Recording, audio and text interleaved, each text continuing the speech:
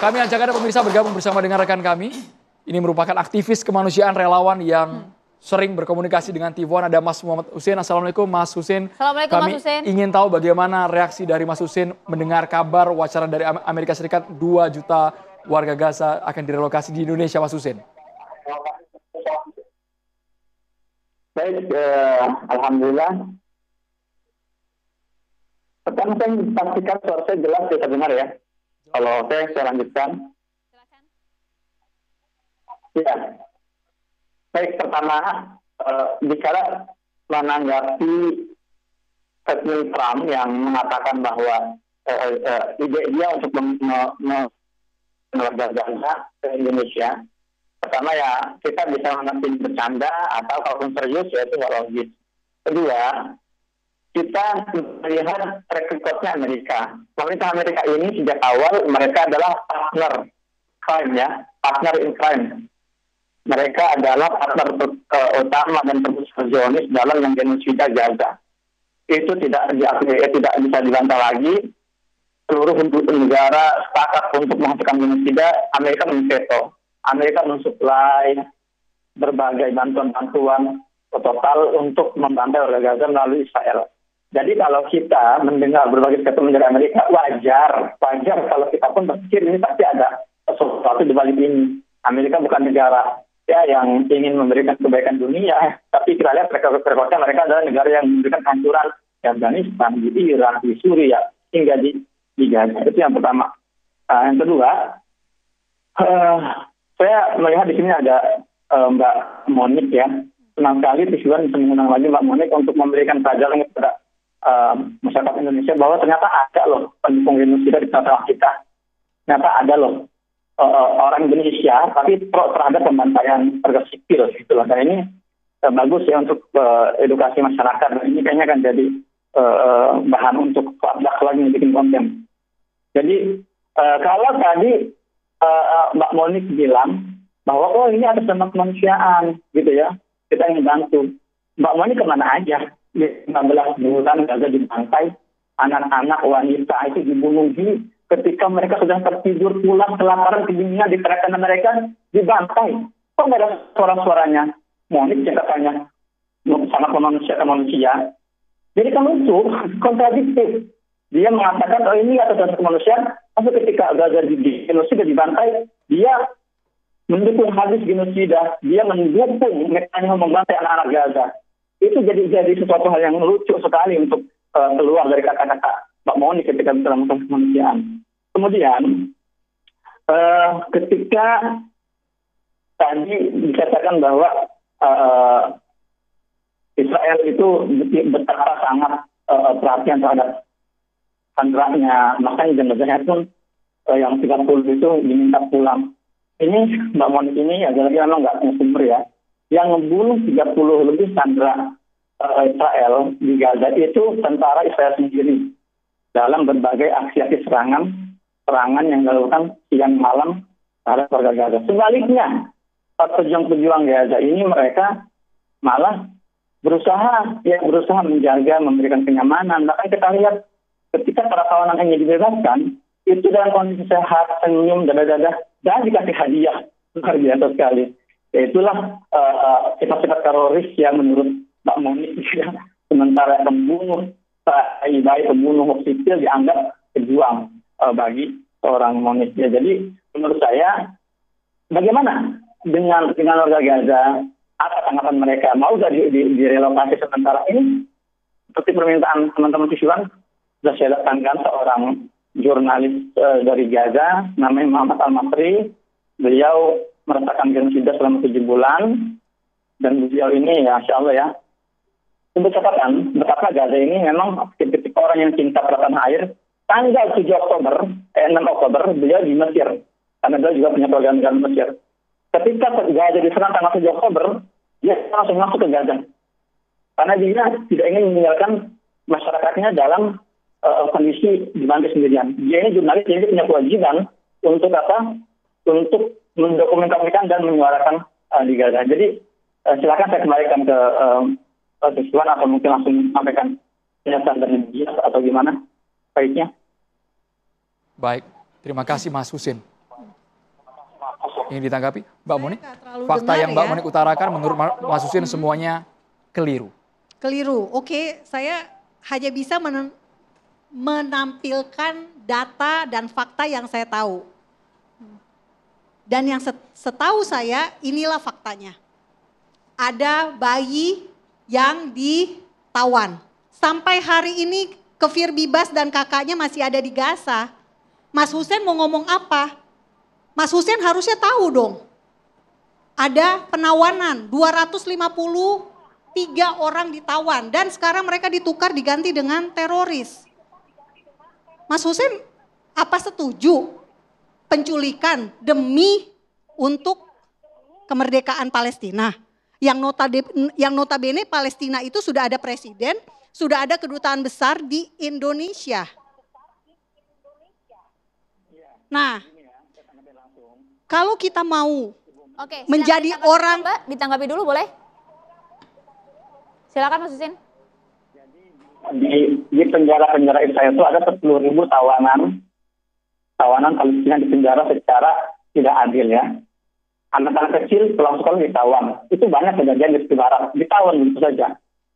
Terus yang ada kejadian di dunia dan tidak ada kekuatan manapun di dunia yang bisa mencipta Israel dan bisa menghukum Israel. Karena warga Gaza merasa putus asa, ya sudah, kita harus berjuang sendiri. Tapi dengan cara-cara yang fair.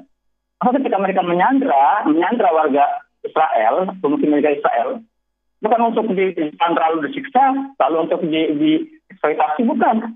Tapi untuk ditukar lagi dengan tawanan-tawanan yang ada di penjara Israel. Di masalahnya itu hukum perang, itu boleh diperbolehkan. Kecuali kalau memang Bu Monik tidak paham masalah perang, gitu ya. Jadi, dan ketika tadi Monik mengatakan bahwa ditukar dengan teroris, jadi definisi teroris itu apa? Saya mau tanya, menurut Monik, ini Netanyahu berbangsa itu teroris bukan? Coba saya mau tanya apa jawabannya. Karena menurut undang-undang internasional, menurut pengadilan internasional, dia sudah dianggap teroris. Oke, saya bertanya, setelah membunuh 47.000 warga Gaza, anak-anak, wanita, menurut Monik, Netanyahu itu teroris atau bukan? Oke, boleh dijawab Mbak. Tadi pertanyaan terakhir, apakah kemudian menurut Mbak Monik Netanyahu itu teroris atau bukan? Gitu? gini, ketika Israel diserang oleh teroris pada 7 Oktober 2023, kira-kira usulan Mas Husin apa?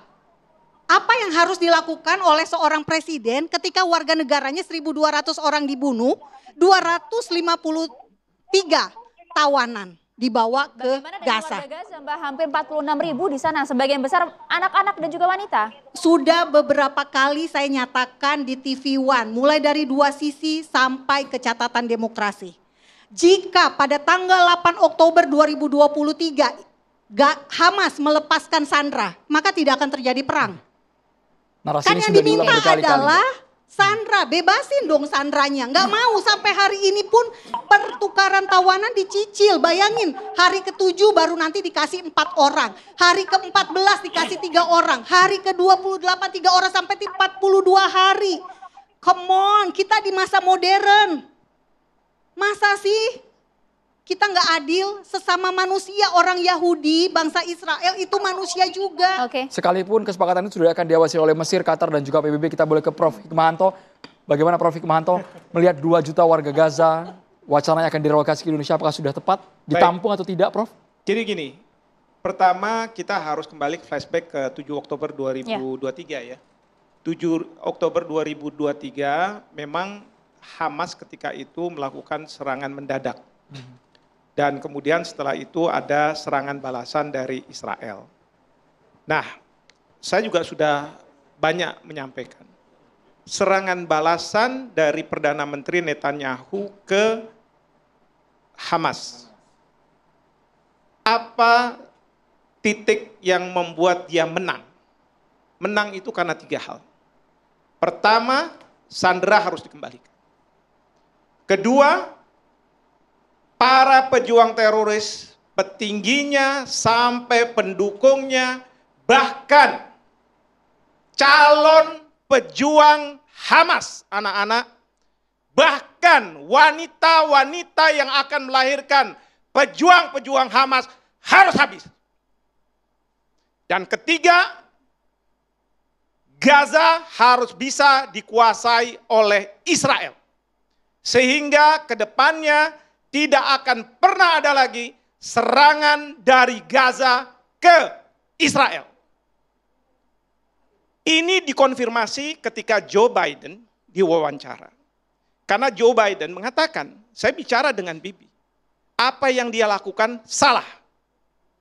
Tapi apa kata Bibi? Hey, Amerika, kamu lakukan hal yang sama ketika kamu menerima serangan mendadak dari Jepang. Apa yang kamu lakukan? Civilians, kamu bom atom. Kamu kuasai Jepang. Kamu kendalikan Jepang. Itu yang saya lakukan. Tapi Joe Biden mengatakan, that's before the United Nations was formed. Sebelum ada PBB. Sekarang sudah. Jadi, saudara-saudara sekalian, kita harus paham bahwa Perdana Menteri Netanyahu, kalau bicara menang adalah 3 hal itu. Lalu kemudian, sekarang ada 2 juta yang mau direalokasi ke Indonesia. Pertanyaannya, apakah memang atas kehendaknya? Atau realokasi ini paksaan tapi tidak dengan menggunakan senjata. Dengan menggunakan alibi bahwa Gaza akan direkonstruksi. Kalau misalnya dengan alibi pemanis bahwa mau direkonstruksi, kemudian dipinggirkan dulu ke Indonesia, katakanlah begitu. Apa jaminannya bahwa mereka bisa kembali ke Gaza? Karena apa? Tadi yang saya katakan, Israel hendak menguasai Gaza sehingga Gaza tidak akan lagi menjadi momok serangan-serangan mendadak ke Israel. Ya. Nah, Bapak, Ibu, saudara-saudara sekalian bayangkan, 50.000, hampir 50.000, 46.000, 50.000,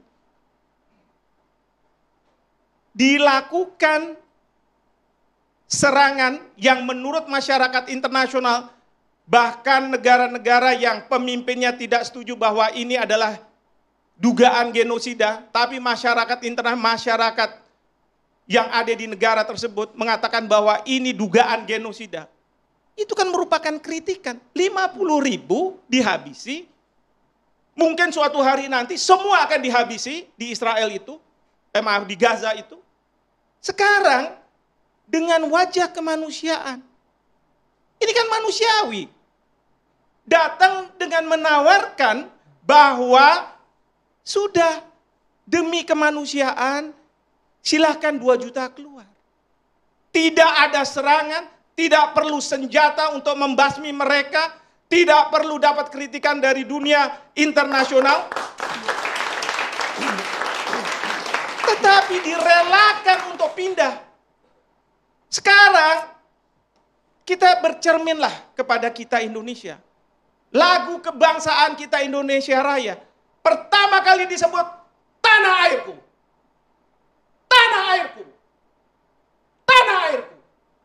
Bagi orang Palestina pun kalau dia direalokasi, dia akan berteriak tanah airku. Baru negeriku, baru bangsaku.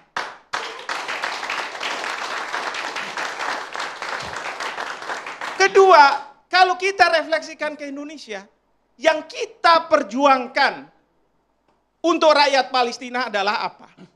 Bukan masalah solidaritas keislaman. Konflik yang ada di Palestina sama sekali bukan berkaitan dengan agama. Walaupun pasti dikait-kaitkan. Tapi ini masalah tanah yang diambil secara ilegal. Dan konstitusi kita mengatakan bahwa penjajahan di atas bumi harus dihapuskan. Jadi kita bukannya tidak mau menerima rakyat Palestina. Tetapi kita tidak mau dan tidak rela kalau rakyat Palestina harus keluar dari tanahnya. Dan kemudian melanggengkan penjajahan yang dilakukan oleh Israel. Seperti itu. Jadi ini semata alibi Amerika Serikat sebagai akal bulusnya Dugaan Betul Prof. sekali. Membuat warga Gaza meninggalkan Sekarang tanahnya. ini saya lihat Presiden Trump, gayanya sekarang tidak lagi seperti pada awal beliau menjabat. Kalau awalnya beliau menjabat itu berhadapan-hadapan dengan Cina, dia keras dan sebagainya. Sekarang Cina itu sebelum dia dilantik ditelepon Presiden Xi Jinping. Cina itu diundang untuk hadir. TikTok dibuka lagi. Tapi apa? Belakangnya nih yang repot. Dia bilang TikTok saya buka, tapi saya minta 50% harus ke negara. Ini namanya ngerampok kalau 50%. Pasti Cina nggak mau. Jadi kita harus paham, kita harus tahu. Presiden Trump itu adalah presiden yang selalu mengatakan make America great again sama America first. Yang kedua, Presiden Trump akan mati-matian akan berada di belakang Israel. Tidak seperti Joe Biden. Jadi bukan atas dasar kemanusiaan itu tadi ya? Bukan atas dasar kemanusiaan. Mbak Monik. Monik. Ya mungkin saya bisa koreksi sedikit data Profesor Hikmahanto yang terhormat. 50.000 korban, perlu Bapak Ibu ketahui Israel selalu memerintahkan evakuasi ketika akan melakukan penyerangan. Karena itulah orang-orang di Gaza Hamas tahu bahwa di lokasi A akan diserang, makanya mereka kasih booby trap. Dari data yang diklaim oleh Departemen Kementerian Kesehatan Gaza yang notabene Gaza itu adalah pemdanya adalah Hamas, jangan lupa, dan Hamas adalah kelompok teroris yang diakui sebagai kelompok teroris oleh Arab Saudi, oleh Amerika. Poinnya Mbak? Nah, mereka poinnya adalah data dari Hamas, apakah valid? Nah, dari 46.000 data yang diklaim oleh Kementerian Kesehatan Hamas, 20 ribuan itu adalah Hamas, anggota Hamas atau militan Hamas. Nah jadi kalau misalnya dibilang tanah air orang Gaza adalah Gaza, maaf ini keliru juga. Karena pada tahun 1948, dari 1948 sampai 1967 Gaza dikuasai oleh Mesir, bukan oleh Israel. Gaza dikuasai oleh Mesir. Baru terjadi perang 6 hari 1967. Dalam waktu 6 hari Israel merebut Gaza dari Mesir. Israel merebut Gurun Sinai dari Mesir. Jadi pertanyaan saya, jika memang tanah air orang Gaza adalah Gaza, itu dimulai sejak tahun berapa? Oke, Prof. Jadi begini, satu fakta kalau saya nih sebagai orang hukum bisa dilihat dari dua perspektif yang berbeda. Satu fakta, maka kita punya ini forum catatan demokrasi. Karena kalau bicara demokrasi, memang satu fakta, narasinya bisa dua hal yang berbeda. Bagi rakyat Palestina mengatakan bahwa kami diserang dan masyarakat dunia, Afrika Selatan yang nggak ada kaitannya dengan Islam, mengajukan ke Mahkamah Internasional untuk mengatakan bahwa Israel telah melanggar konvensi genosida. Lalu kemudian Mahkamah Kejahatan Internasional mengeluarkan surat penangkapan. Memang tidak hanya petinggi Israel, petinggi Palestina juga. Tapi kaitannya dengan apa? Kejahatan internasional. Pelanggaran HAM berat. Nah, satu fakta bisa dilihat dari dua perspektif yang berbeda. Satu fakta bisa dilihat dari tanggal yang berbeda. Tarikannya mau kemana ini kita cerita. Ya. Tapi kalau misalnya saya ditanya, kan kita bicara soal yang 2 juta warga Gaza yang mau direalokasi. Lalu saya mendengar wawancara daripada Presiden Joe Biden terkait dengan apa yang disampaikan oleh Perdana Menteri Israel. Dia ingin mengulang apa yang dilakukan oleh Amerika Serikat. Pertanyaan saya, apakah seluruh rakyat Israel setuju dengan Bibi, Perdana Menterinya? Tidak. Ada dari mereka yang mereka juga tidak bisa melihat.